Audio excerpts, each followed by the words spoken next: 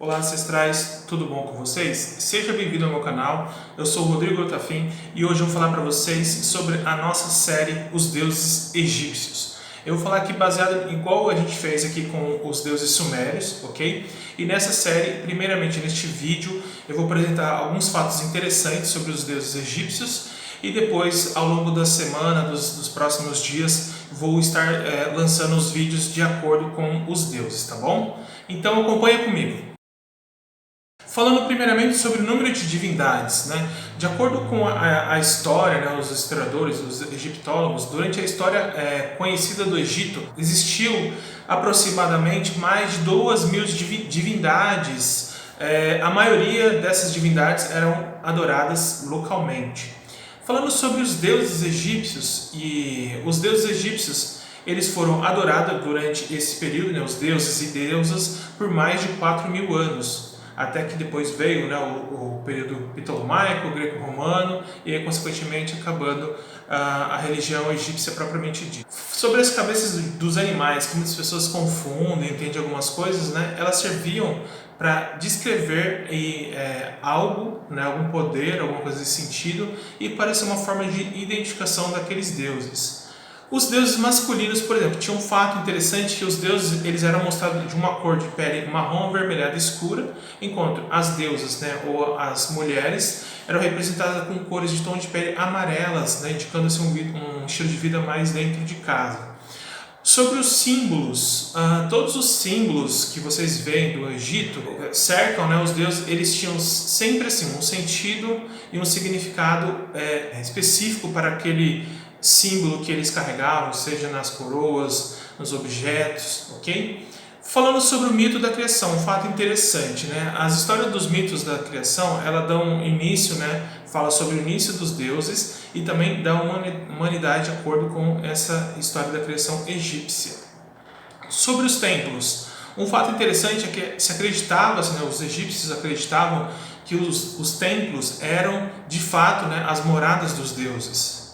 Sobre o livro dos mortos, né? Esse livro dos mortos, essa tradução ela é errônea, tá? Mas a gente adota aqui para ficar mais fácil de vocês entenderem que o livro dos mortos significa, numa tradução do hieroglifo para o português, vamos falar assim, mais ou menos seria o livro do sair à luz. E esse livro dos mortos, né, o livro do sair à luz, ele era um guia protetor, né, para o submundo, na passagem do falecido ou da falecida, né, e nesse livro continha muitos feitiços que permitiam com que a alma, né, das pessoas mortas superasse os perigos terríveis e perigosos, né, do submundo. Com isso eles conseguiam chegar até o destino dele, que era o paraíso egípcio. Um fato interessante, né, sobre os deuses egípcios também. Existe muita controvérsia, né, se os egípcios eles eram politeístas ou se eles acreditavam em um deus, né, que se emanava de várias formas.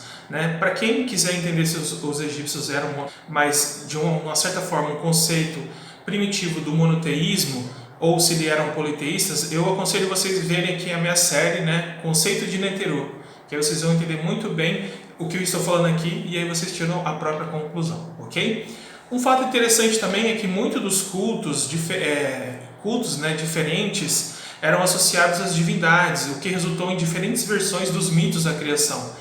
E consequentemente, né, isso também era um fato político, né? Então acontecia, mas a tal deusa era filha de tal deus e tal deusa, né? Mas no outro lado era de outro, né? Então tinha essas questões, isso daí a gente vê no Egito, na Suméria, na Babilônia, em vários desses povos antigos, né, tinha essas discrepâncias, né, sobre a genealogia e o poder dos deuses em si. Os egípcios antigos não tinham nenhum livro sagrado, né, assim como os cristãos têm lá a Bíblia, os judeus a Torá, os muçulmanos ao Corão.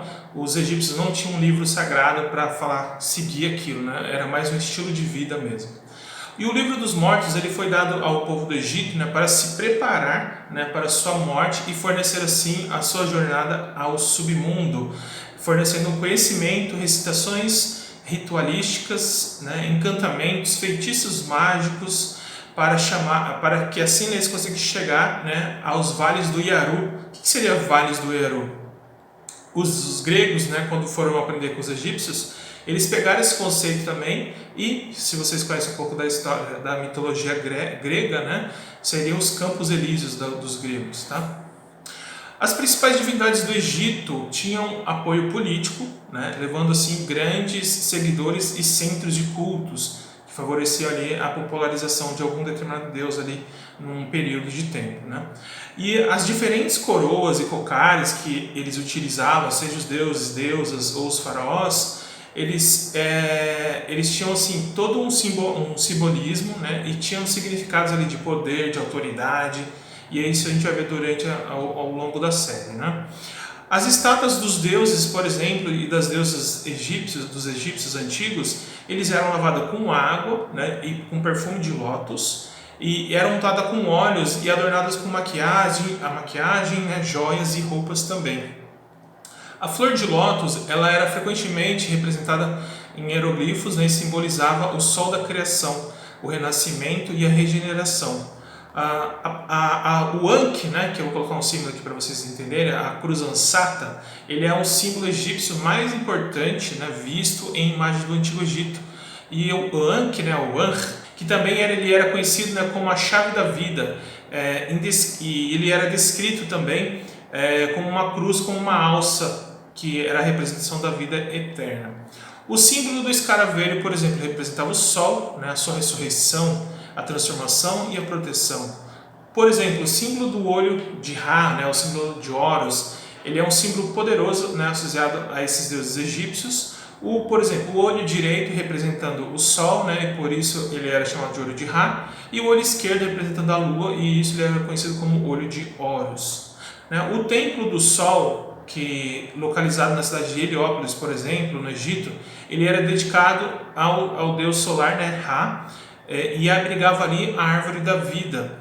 O pássaro Benu, né, que muitas pessoas vão entender de onde vem esse conceito grego sobre a ave fênix, ele se abrigava nessa árvore da vida em Heliópolis, e ele simbolizava a ressurreição, né, e o sol nascente, e estava associado ao nascer do Nilo também.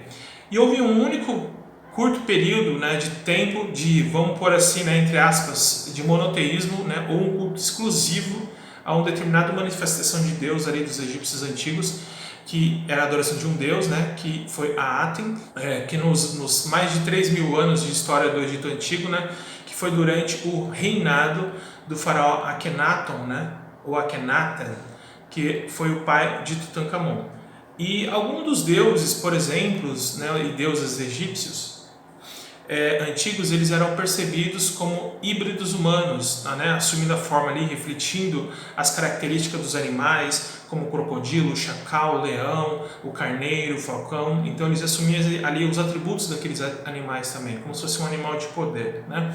E os sacerdotes, eles desenvolveram também uma árvore genealógica das principais divindades para explicar assim que alguns dos deuses e deusas eles como se eles se relacionavam, né? E é por isso que eu comentei para vocês que tem algumas discrepâncias, né, em relação à genealogia de algumas divindades por conta política ali dos sacerdotes, tá bom? Bom, pessoal, esse aqui foi o primeiro vídeo para dar um gosto para vocês do que a gente vai estar falando, tá? O próximo vídeo que eu vou lançar aqui será sobre o deus Aker, ok? Não vou falar sobre as mais de 2.000 divindades do Egito Antigo, tá? Eu vou escolher aí as principais, mas vai dar bastante, bem mais do que os deuses sumérios, tá bom?